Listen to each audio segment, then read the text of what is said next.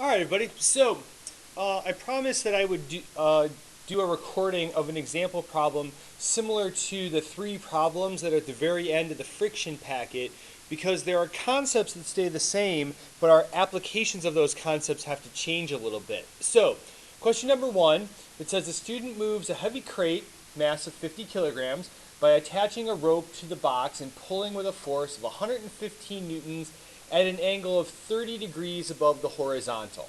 So, to start this problem, let's begin with part A. So, it says if the box is on an ice rink, which is a frictionless surface, what would be the acceleration of the box? So, going through the process, right, we want to find out the acceleration. Things that they gave us, they told us that the mass of the box was 50 kilograms and that there was an applied force of 115 newtons, but that 115 newtons was at an angle of 30 degrees. Whenever I'm giving you degrees in a problem, there's probably a good chance that you're going to have to do some components in order to figure out the answer to this problem. So, with that being said, there's no other relevant information, at least at this point. So we would then shift our attention from identifying information to a free body diagram. So here is the box that is sitting on the floor. I've taken the floor out, I've taken the boy out. We're just focusing on the box. So start putting some forces on here. First force we can generally put on here is the weight of that box. And in order to calculate the weight, right, we take the mass of that box, multiply it by 9.81. And I just have to look at my notes here real quick because I don't have these numbers memorized. We end up with 490.5 newtons. Then we have this force, which I will call F of A, the applied force to the box. And that applied force is 115 newtons. Now, what order you do this in really doesn't matter, but I'm going to split this force up into its components right away because it's going to be essential to our understanding of the problem. They told us that that angle right there was 30 degrees, so using your trig functions, we would get that this is 57.5 newtons here, and this is 99.6 newtons right here. Now, there has to be a third force on the box. It's a force that we've talked about. It's a normal force. And so, right, where am I here? Okay. Normal force is always perpendicular to the surface that causes it. In this case, the floor, so it's going upward. However, in almost every problem that we've done so far, this normal force and this gravitational force, or the weight of the object, have been equal.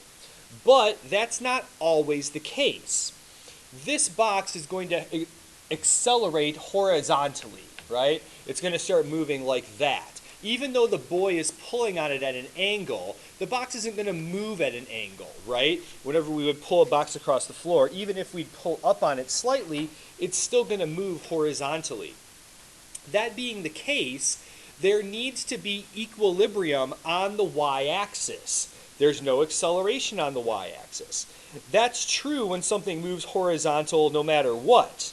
It's especially important in this problem because equilibrium means that the net force is equal to zero. The sum of all of the forces has to equal zero. Now, granted, we only have equilibrium here on the y-axis. So sigma f on the y-axis equals zero. We're going to have acceleration along the x-axis, right? That's what the problem was originally intending us to do. Now, that being the case, we have to look at just y-axis forces when we're looking or determining equilibrium on the y-axis.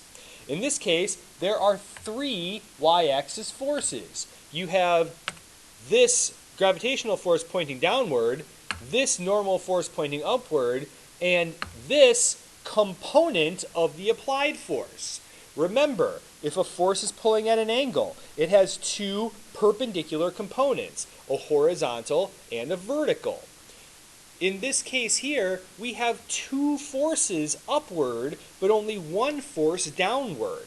So the combination of the two upwards forces must be equal in magnitude to the single downward force. And that means that in this case, our normal force is not equal to gravity. It's equal to gravity minus this component, because now the normal force, or the floor, has some help balancing out gravity.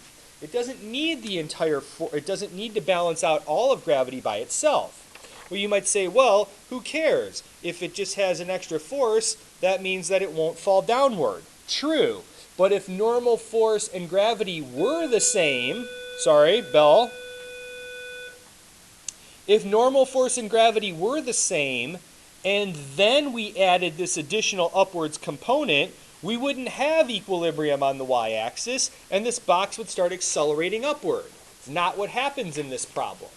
So, we can do a little math, and we find out that this normal force ends up being 433 newtons, right? All I did was take this weight, subtract this applied, or horizontal, or vertical component of the applied force, and then I get the normal force. Back to our problem. Now we've got a free body diagram. This asked us for acceleration. Over the course of the last problem, we saw that really the acceleration is only occurring horizontally. And it says that here, pulled on an ice rink, right? So it's moving horizontally. And that means that we need to figure out or solve Newton's second law for acceleration. But if we're only dealing with horizontal acceleration, we only want horizontal net force. If we go back to our free body diagram, there's only one force horizontally, the applied force x component. So that goes into that equation there. The mass is still the mass, and then that will give us the x component, or the x acceleration. Well, we learned from doing our component vectors that this is 99.6 newtons. Originally in the problem, they told us that the mass was 50. Now we can solve for the acceleration, and we end up with 1.99 meters per second squared. Okay? Now, turning our attention to the second part of this problem, I'm going to see if this works. It may or may not. Nope, that did not work in the slightest. Actually, it kind of worked a little bit. So,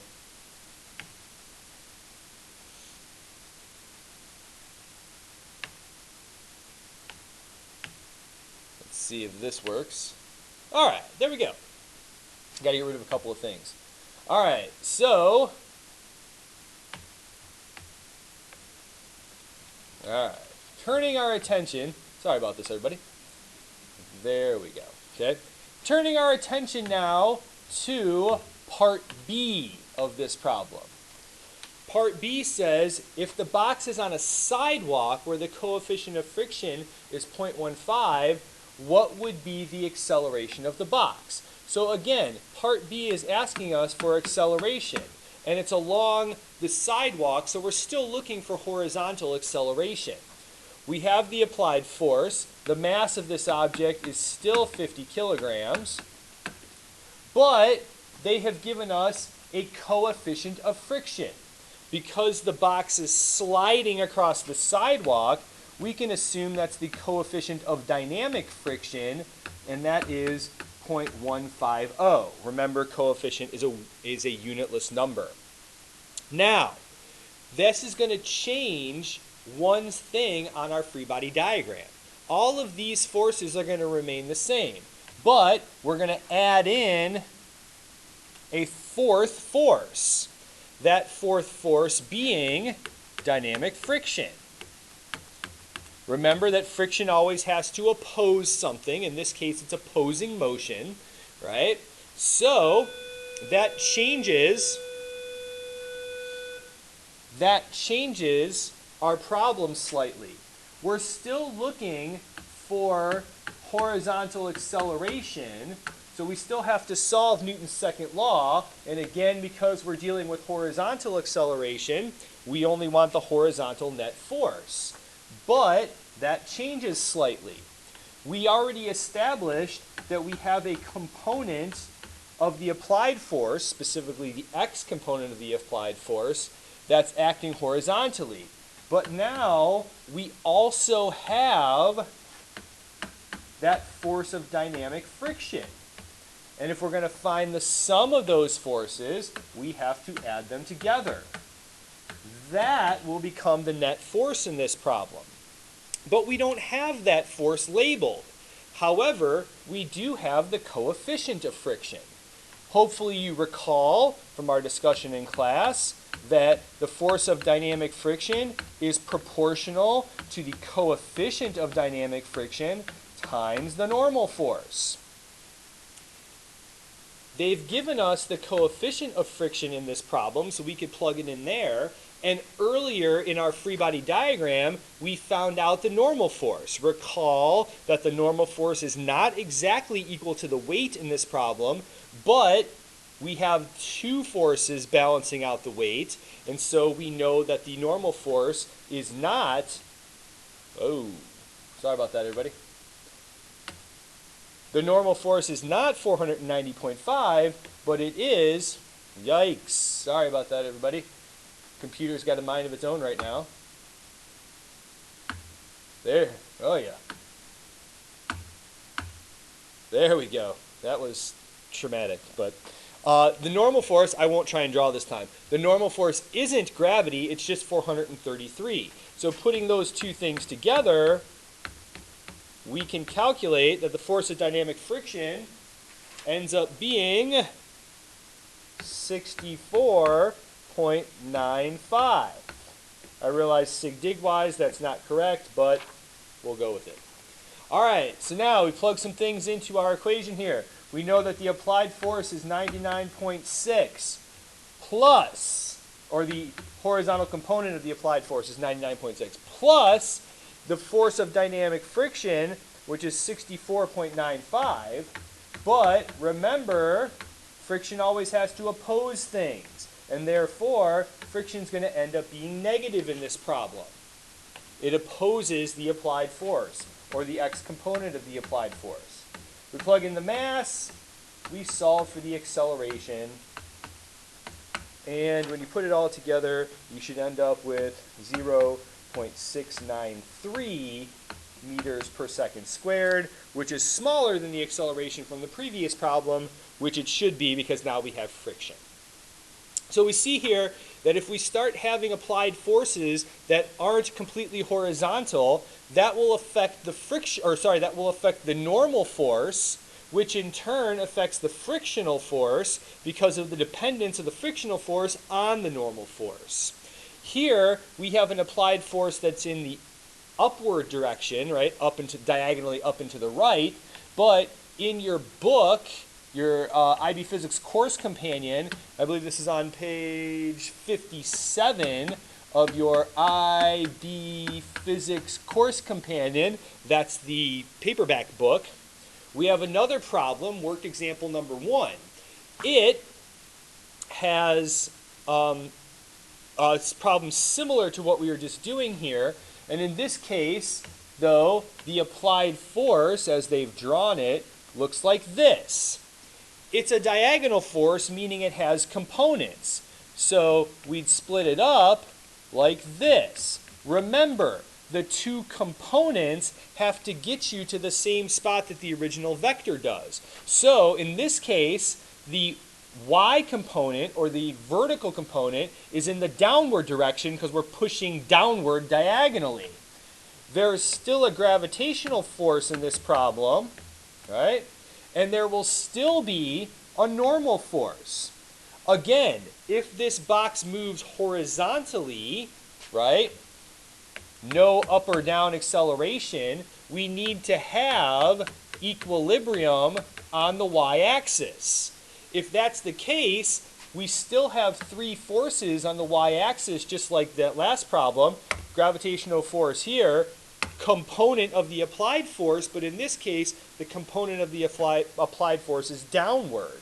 So that means that the one upwards component, or the one upwards force, that being the normal force, is actually going to have to be bigger than gravity because it's going to have to balance out both of those two together. There's a problem very similar to that on the packet, one of the last two problems on the last page. So we see here that those applied forces at diagonal, adding components, can affect the normal force, which in turn affects the frictional force as well.